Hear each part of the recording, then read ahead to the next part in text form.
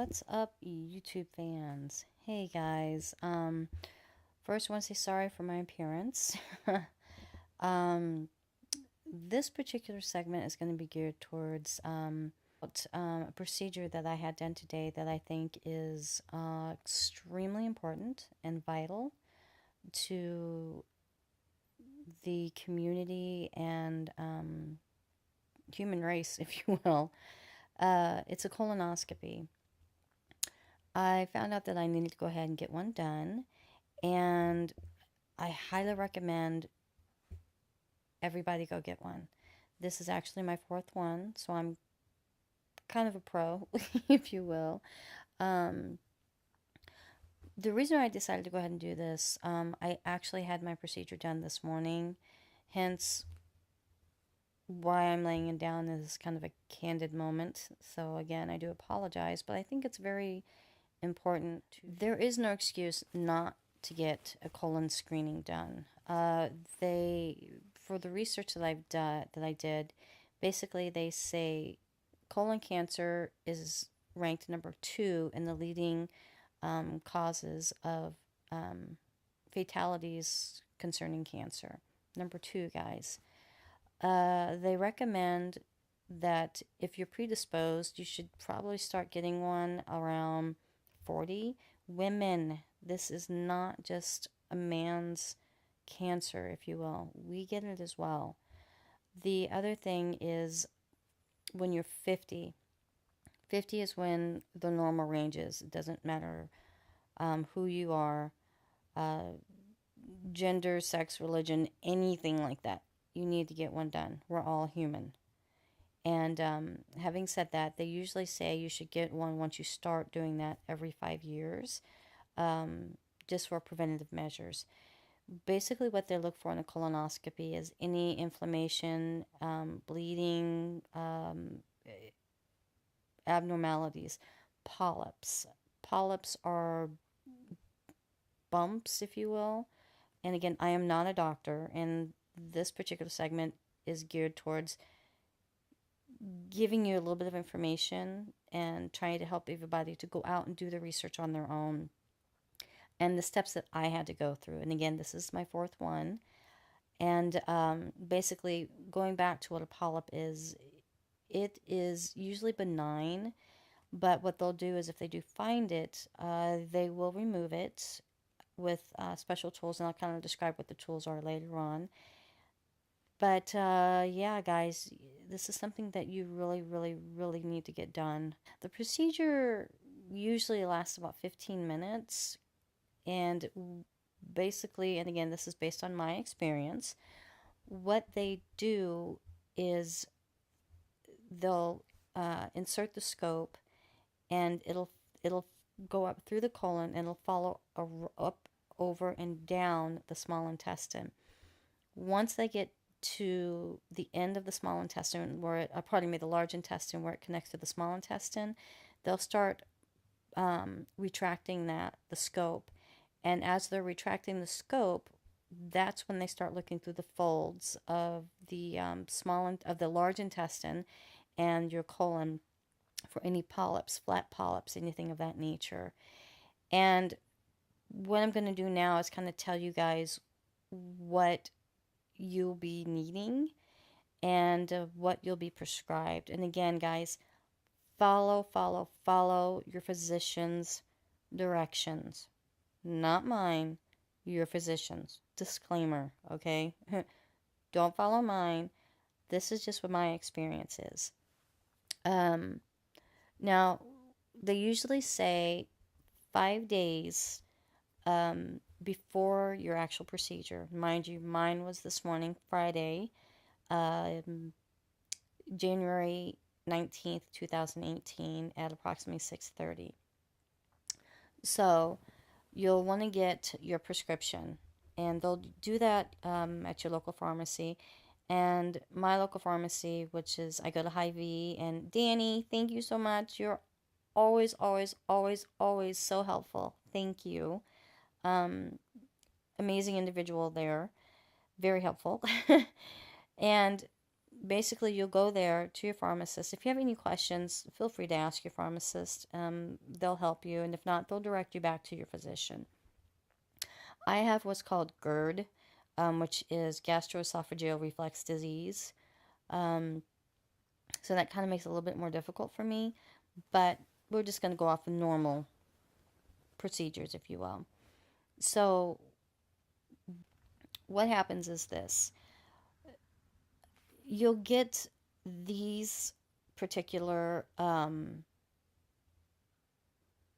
items. Basically, what it is Gas X. I got the 10 soft gel caps because you're going to utilize 4 of them through your cleansing process.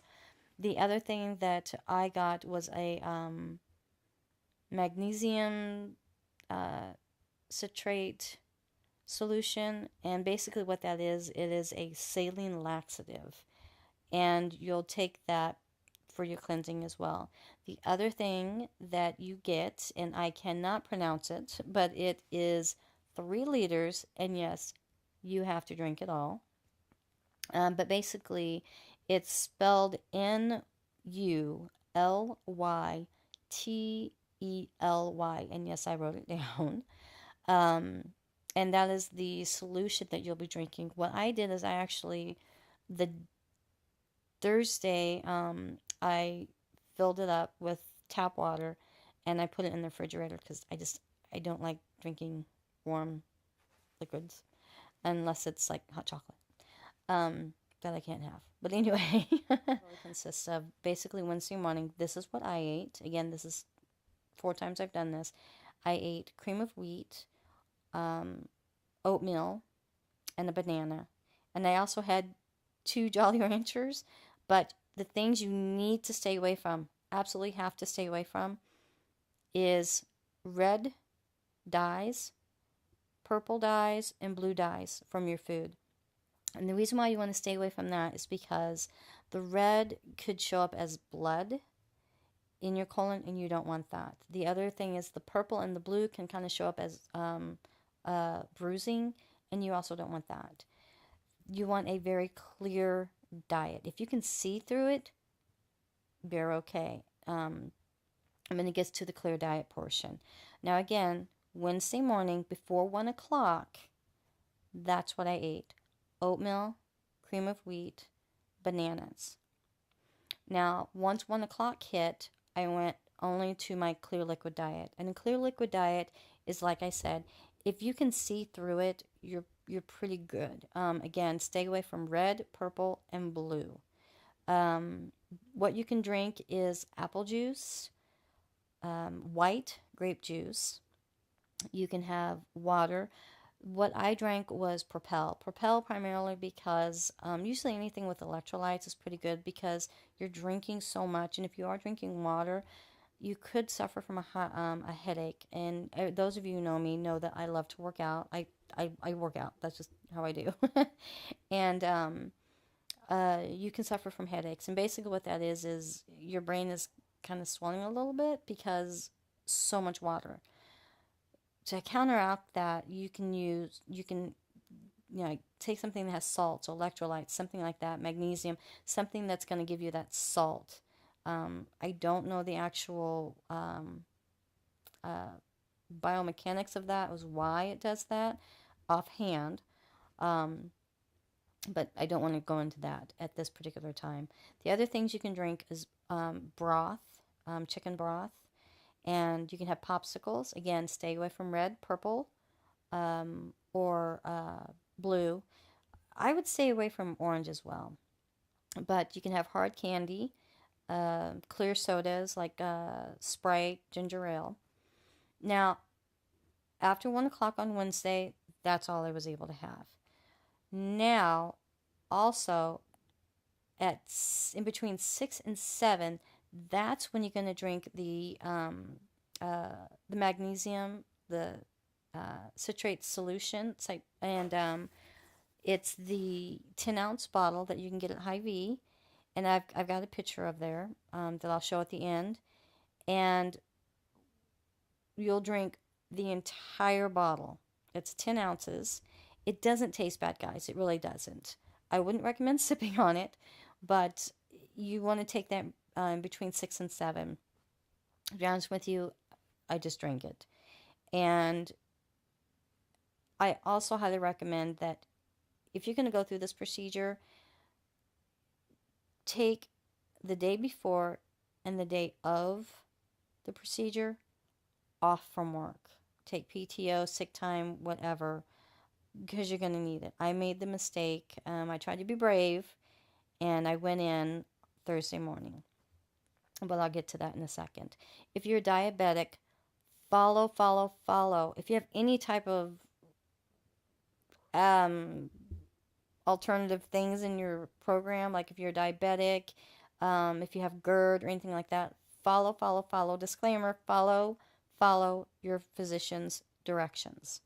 Now, moving on, Thursday, what you're going to do is you're going to wake up and you're going to start your clear liquid diet. And you are going to want to drink 8 ounces of the clear liquid every hour from 11 a.m. until 5 o'clock p.m. Stop at 5 o'clock p.m.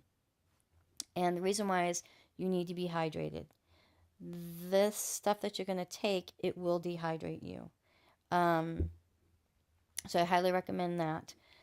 Now, once Thursday hits at 5 o'clock, no solid food. No alcohol either, guys. At 5 o'clock, that's when you're going to start taking the solution, the NULYTELY solution, that big, huge 3-liter thing that you have to drink all of it. Yeah, you're going to start drinking that. And you're going to drink 8 ounces every 10 minutes until half of the prep is gone. Really, guys, set your alarm 10 minutes. Don't try to down it all because you will get nauseous.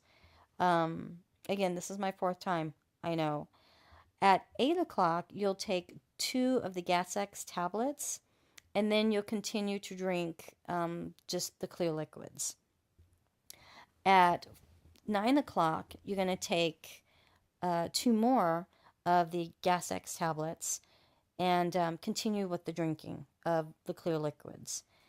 Now, once you're done with the prep, do not eat anything else.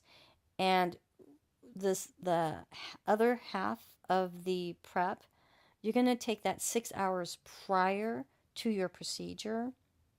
You're going to finish the rest of it, which should be 4 hours prior to the arrival. You should be completed with it 4 hours prior to the arrival. So you should drink it within 2 hours. But again, guys, follow the instructions of your physician. Highly recommend that. And take the days off because you will need them. Now, the day of the procedure, again, don't take anything at all once you're done with the prep. Nothing. Now, if you have medications that you have to take, again, follow your doctor's orders. And then you'll go in, wear comfy clothes. You will need to bring the paperwork that they'll give you to fill out when you pick up your prescription. Bring in a copy, or rather, bring in your insurance card. Wear loose clothing. And you have to have a driver. They will not go through the procedure if you don't have a driver. Excuse me. Basically what you'll do, it took us about 30 minutes once we got checked in. I went back there by myself, and the procedure usually about 90 minutes for recovery. The procedure itself takes about, they said 15 to 20 minutes.